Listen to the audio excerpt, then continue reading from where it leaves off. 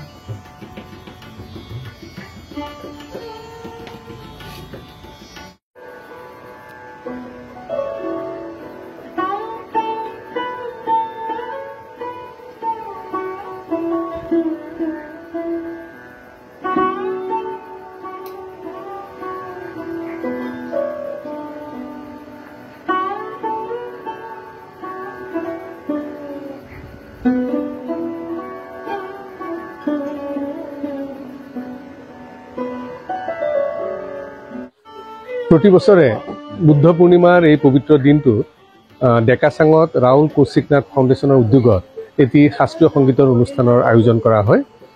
ইয়াৰ পূৰ্বে শাস্ত্ৰীয় সংগীতৰ অনুষ্ঠান আৰম্ভ হোৱাৰ পূৰ্বে আমি আমাৰ যিসকল পূৰ্বপুৰুষ আৰু যিসকলে আমাক এৰি থৈ গৈছে এই পৃথিৱীৰ পৰা, এই সকলৰ স্মৃতিত আমি শ্ৰদ্ধা নিবেদন কৰোঁ।